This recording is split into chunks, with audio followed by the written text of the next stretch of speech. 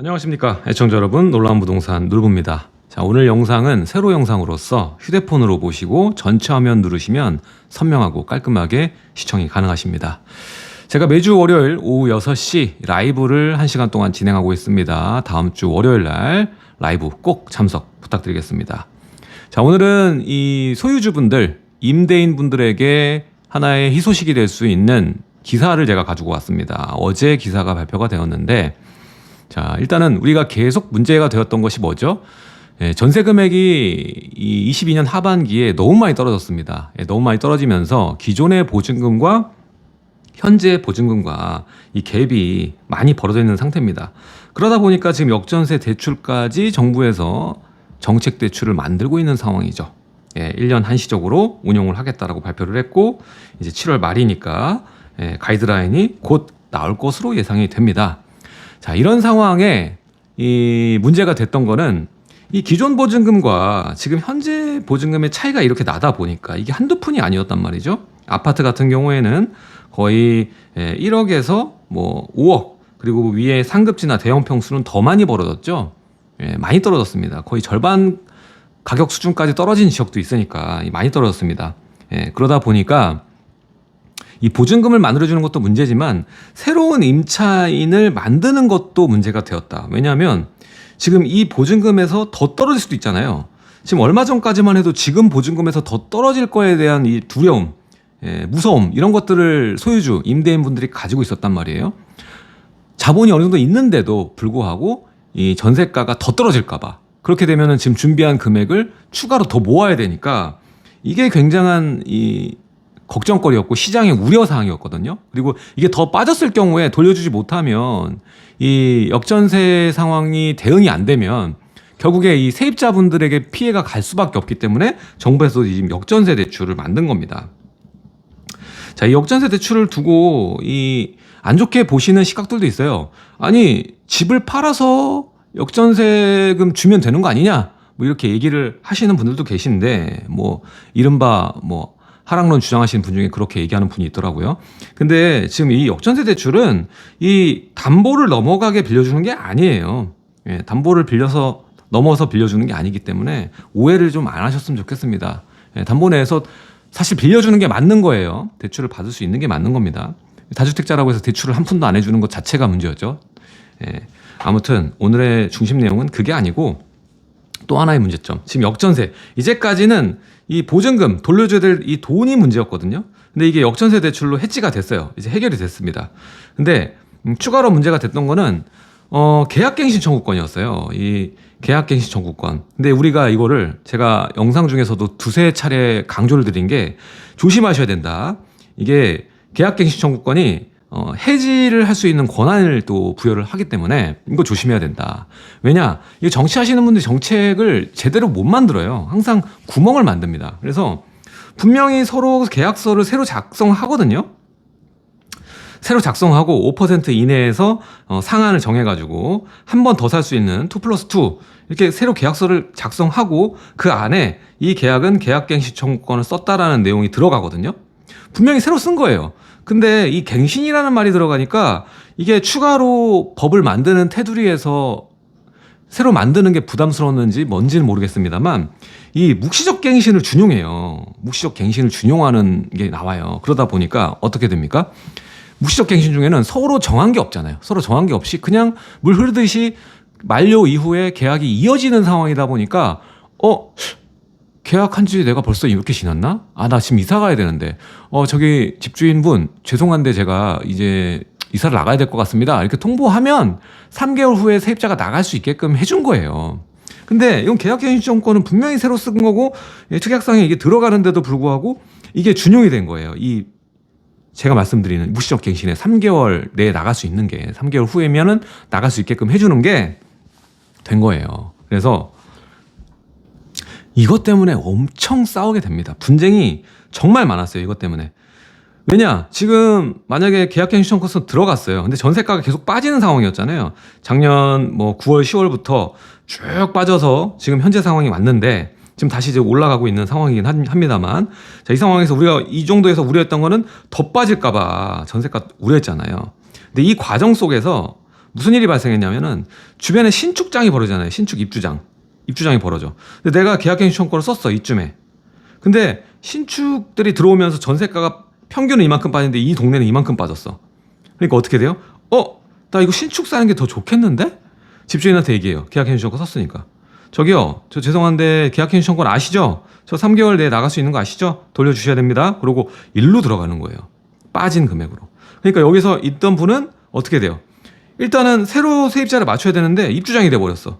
그러면 전세가가 신축보다 더 낮게 나야 되는 거잖아요. 구축이 더 많이 빠지거든요. 주변의 구축이. 그러다 보니까 울며 겨자 먹기로 빼던가 아니면 물건을 매도하던가 둘 중에 하나가 되다 보니까 급 전세가 나올 수밖에 없는 상황이었던 거예요. 지금 여전히 이거는 그대로 들어가 있어요. 그대로 들어가 있는데 판결이 이게 뒤집은 판결이 나왔어요.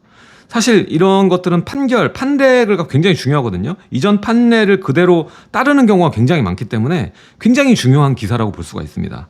자, 갱신 석 달 뒤 집 뺄게요. 역전세 부메랑 갱신계약 해지권. 원래 갱신계약 청구권인데 이게 우스갯말로 만든 거죠. 해지할 수 있는 마음대로 나갈 수 있는 권한이다. 예, 저 나갈게요. 3개월 뒤. 이렇게 할 수 있는 게 말이 됩니까 이게. 사실 계약서 새로 쓴 건데. 자, 그래서 임대 입법 3년 그 후라고 하고 이 계약갱신 해지권, 역전세 세입자 너도 나도 권리 행사를 해서 이게 이제 소송이 들어간 건수가 많겠죠. 근데 이번 판결을 보니까 일방적인 갱신 해지는 불가하다고 판결을 내려버린 거예요. 사례 보시죠. 이 김모 씨는 지난달 자신의 목동 아파트 세입자를 전세계약 해지하겠다는 내용 증명 문서를 받았다. 계약 갱신청구권을 쓴 경우 세입자는 언제든지 집주인에게 계약 해지를 통보할 수 있다라는 법 조항을 거론하고 3개월 안에 전세금 6억을 돌려달라는 내용이었다. 근데 돌려주지 않으면 임차권 등기 명령을 신청하겠다 경고를 붙였다라는 거예요.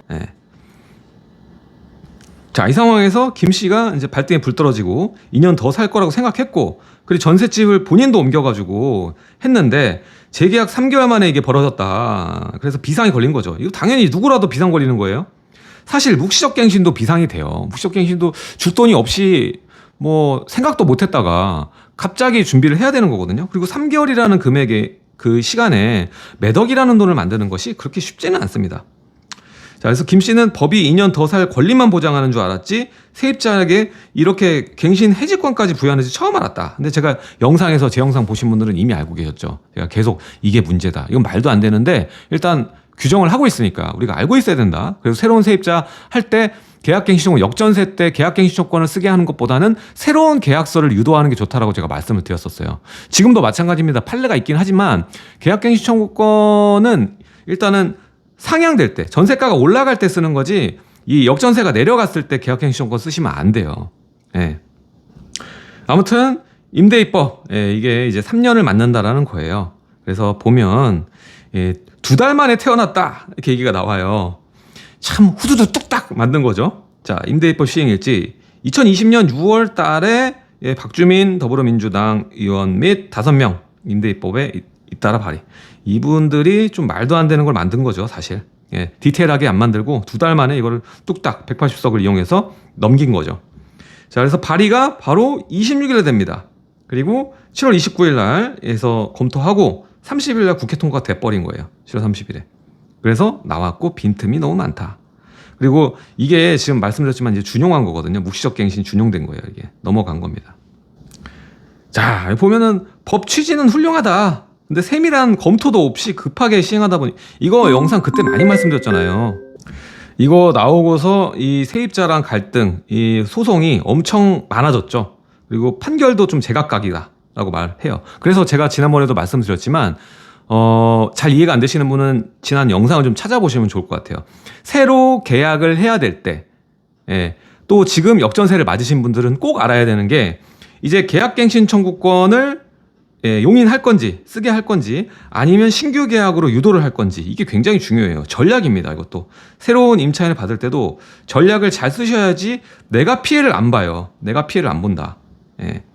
자, 그리고 보시면 이 계약갱신 청구권에 들어있는 계약갱신 해지권 이게 어떻게 나왔나 라고 보면 주택보호법의 임대입법 중 하나인 청구권이 신설되고 6조의 3항으로 들어가는 거예요. 그리고 계약갱신 해지권은 6조 3 4항의 신설, 그래서 1항에 따라 갱신되는 임대차 해지에 관여서는 6조의 2를 준용. 6조의 2는 이게 묵시적 갱신이거든요. 그러니까 새로 뭘 만들지 않고 이전에 있는 거를 갖다 붙이겠다는 소리예요. 준용이라는 말이. 그러니까 뭐예요? 지금 이게 2020년 8월에 이제 시작됐잖아요. 임대입법이. 그리고 22년에 하락을 했죠. 그렇죠? 22년 10월 돼서 하락을 했잖아요. 그럼 이 사이에 이제 계약을 했던 계약갱신 청구를 썼던 사람들이 있을 거 아니야. 써서 일정 기간 지났는데 전세가가 후루루루룩 떠지니까 이 전에 계약한 사람은 어때요? 싼 전세가로 옮길 수 있겠다 해서 바로 계약갱신 청구 쓴 사람들은 집주인한테 얘기하는 거예요. 저 이사 갈 거예요. 이사 갈 거예요. 이사 갈게요. 이 러쉬가 시작이 된 거예요. 이것도 세입자분들이 아는 사람이 많이 없어요. 이거를 아는 사람이 이거 써먹는 거예요. 그러니까 써먹는데 집주인은 또 모르니까 무방비로도 당하고 이런 게 어딨어요 하고 찾아보니까 진짜 있는 거지. 예. 그런 경우가 많아요. 그러니까 세입자든 소유자든 이걸 모르는 분이 되게 많아요. 그래서 누가 한 일방이 이걸 들고 일어섰을 때 당황하죠.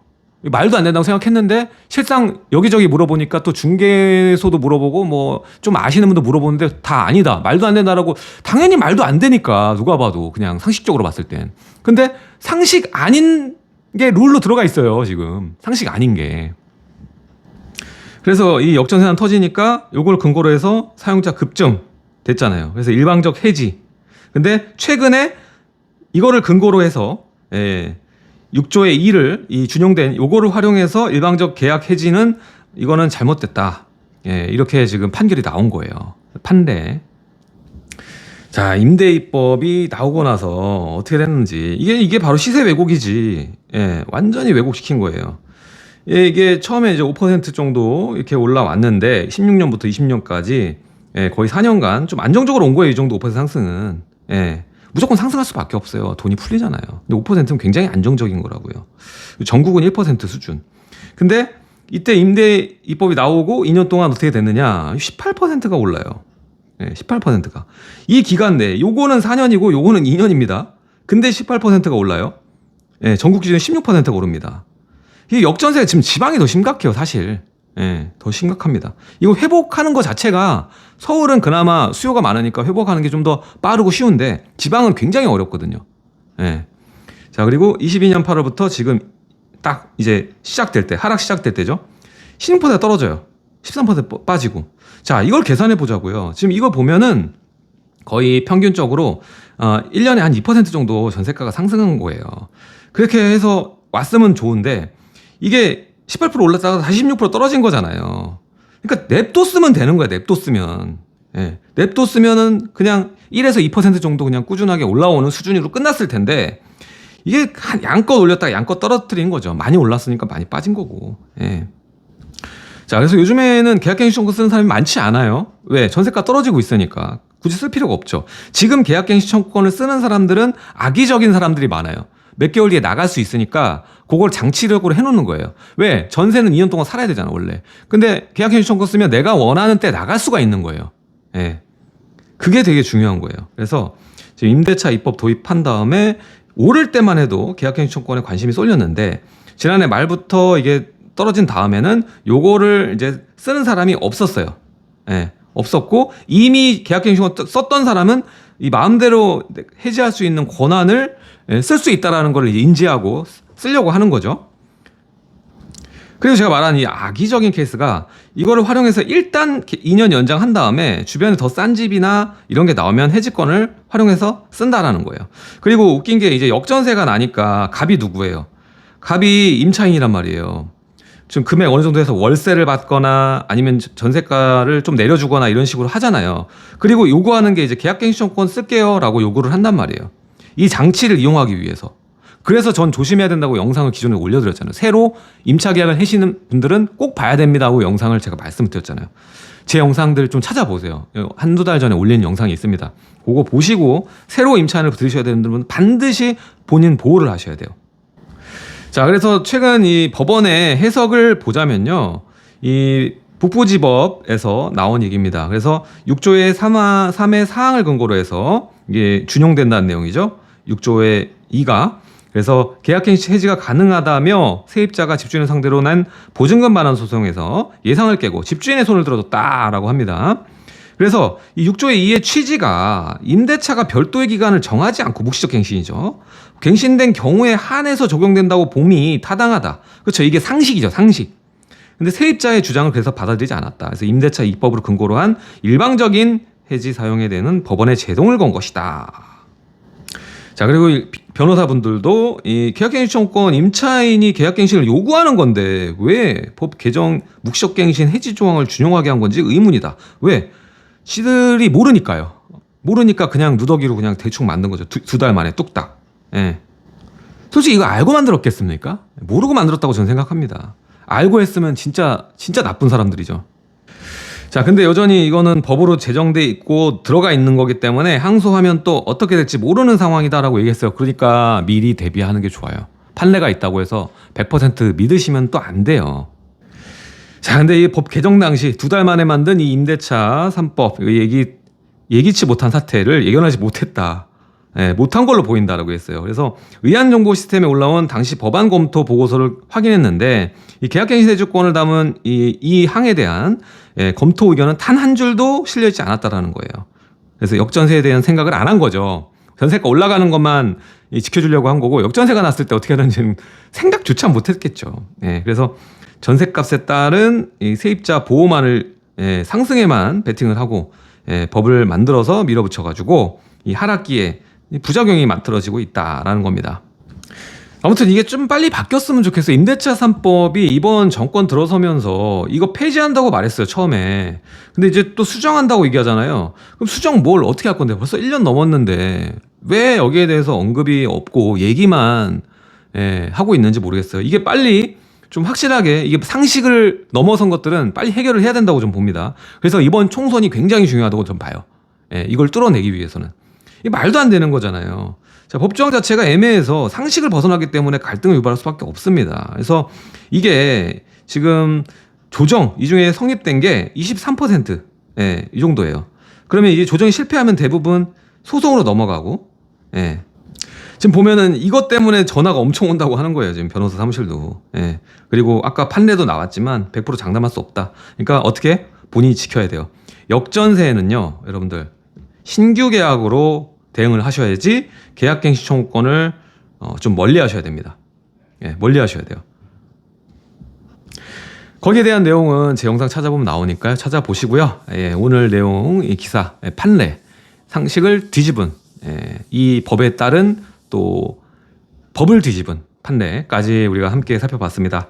자, 제가 매주 수요일 오후 2시 반에 강의를 진행하고 있습니다. 자, 저러한 시장 상황과 그리고 여러분들이 자산을 성장시키기 위해서 지금 할 수 있는 최대의 전략에 대해서 말씀드리고, 그리고 여러분들 소액으로 할 수 있는 여러 가지 투자 지역이나 단지, 입지 이런 것까지 얘기를 해드리고 있으니까 많이 신청 부탁드리겠습니다.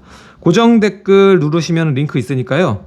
거기 링크 누르시고 들어오면 됩니다. 그리고 매일 여러 가지 부동산 뉴스들 올려드리는 텔레그램도 주소가 있으니까 많이 들어와 계시면 저희가 정보들 계속적으로 매일매일 올려드리도록 하겠습니다. 자, 오늘 내용은 여기까지 하도록 하고요. 내용이 좋으셨다면 하단에 좋아요와 구독하기 눌러주시고 여러분들의 생각을 댓글로 남겨주세요. 임대 3법 이거 어떻게 하면 좋겠는지, 이 계약갱신 청구권 이거 어떻게 하면 좋겠는지 여러분들의 아주 좋은 솔로몬 댓글 남겨주시면 감사드리겠습니다. 자, 저는 다음 시간에 또 좋은 영상으로 바로 찾아뵙도록 하겠습니다. 놀부였습니다. 감사합니다.